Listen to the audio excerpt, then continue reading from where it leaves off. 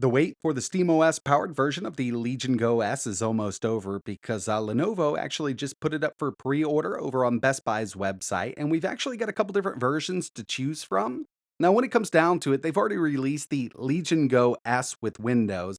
And unfortunately, when it comes to overall performance with that Z2 Go APU, a lot of people have been really craving a little more out of something like this because, after all, I mean, it's a really great design for a handheld. Very comfortable. We've got a big 8-inch 120 hertz VRR display, but that Z2 Go chip did leave a little more to be desired when it comes to performance. In this video, I want to go over all of the new versions of the Legion Go S that are up for pre-order, and by the end, we're actually going to be taking a look at some Z2 Go performance versus the Z1 Extreme, and we'll even throw the Steam Deck into the mix. And here it is, up on Best Buy right now. It's up for pre order. Now, the exact release date is not listed here, but it's rumored, and I'm going to say rumored again, to be May 25th, so keep that in mind. About 2 months away at the time of making this video. But if we consider all the versions of the Legion Go S, there are now 4 that you can pick up over on Best Buy. We're going to start out here with the SteamOS powered versions, starting out with the cheapest SteamOS version. It's got the AMD Ryzen Z2 Go. You can see it's going for $549.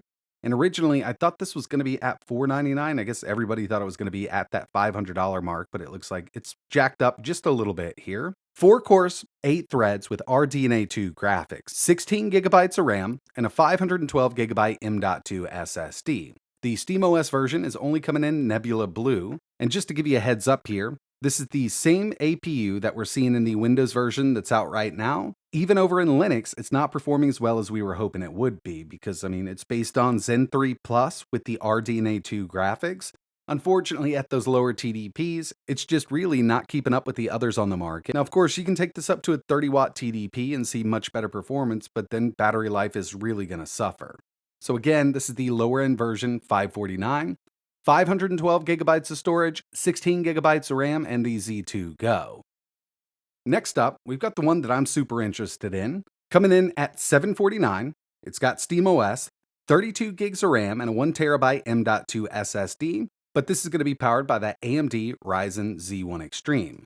Now, of course, we've seen this in a few different handhelds, the ROG Ally, the Ally X, and the Legion Go.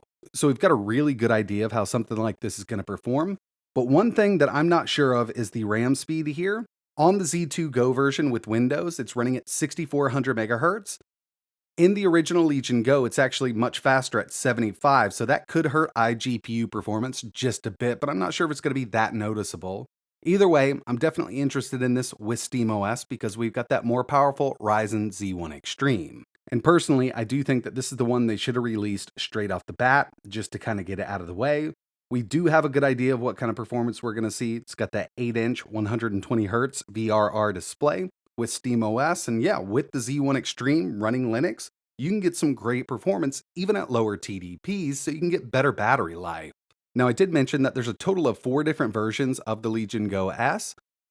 The newest one that they actually announced is running Windows OS, but it's got the Z1 Extreme and 32 gigs of RAM. So this is going to come in with much better performance than the Z2 Go APU. And if it comes down to it and I've got to get my hands on one of these, it would definitely be the Steam version with that Z1 Extreme. But I wouldn't mind testing this one out either. I personally love the overall design, very comfortable to play on for long periods of time. But this one is coming in a bit more expensive at $829.99. All of these are up for pre-order over on Best Buy, and again, rumored to be released around May 25th.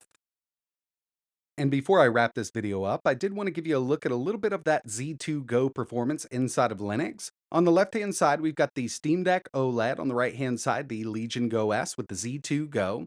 We're at a 15-watt TDP with Cyberpunk 2077, Steam Deck preset. And keep in mind, the Legion Go S can go up much higher than 30 watts inside of Linux. But for this first test, I did want to kind of match the TDP of the Steam Deck, which just happens to be 15 watts. And by the end of this, on the Steam Deck OLED, we had an average of 43 FPS, Z2 Go managed 45, and the Z1 Extreme 47. Remember, we're at Bazi OS with the Z2 Go and Z1 Extreme here. Steam Deck preset 800p 15-watt TDP. Now taking it up to a 30-watt TDP, which is something we can't do with the Steam Deck, The Legion Go S with that Z2 Go now manages 53 FPS, and the Z1 Extreme in the original Legion Go, 61 FPS at 30 watts inside of Linux here. Remember, we're running Bazzite. Steam Deck preset 800p, so taking that wattage up really does help. And now I wanted to give you a look at some Windows performance between the Z2 Go and the Z1 Extreme. Left hand side, we've got that Go S. On the right hand side, we've got the original Legion Go.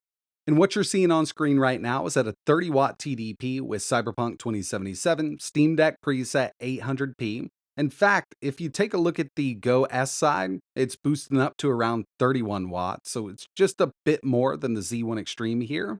But I also ran this test at a 15-watt TDP.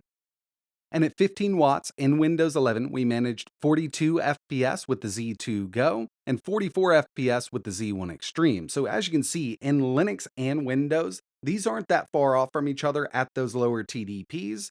It's really when you start throwing a little more wattage at them. So at a 30-watt TDP, the Z2 Go now manages 54 FPS on average, and the Z1 Extreme up to 60. And remember, with that Z1 Extreme at 30 watts in Linux, we were at 61. I mean, I could run this test a few times over and over, and they'd go back and forth between each other.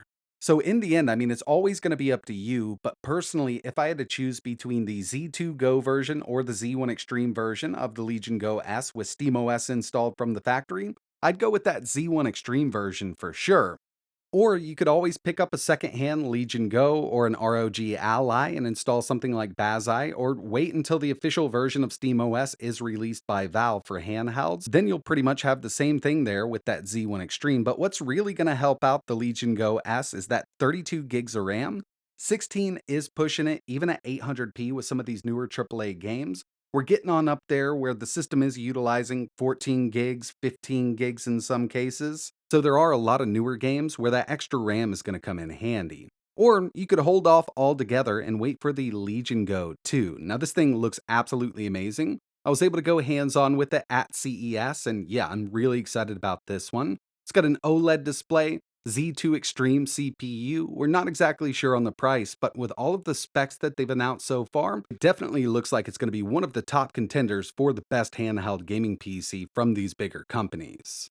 But I'd love to know your thoughts in the comments below. Are you going to skip the Legion Go S with SteamOS installed altogether, make your own SteamOS powered handheld, or just wait for something to come along down the road? Let me know your thoughts down below, and if you're interested in learning a little more, I will leave links to all of those new devices in the description below. But that's it for this one. Like always, thanks for watching.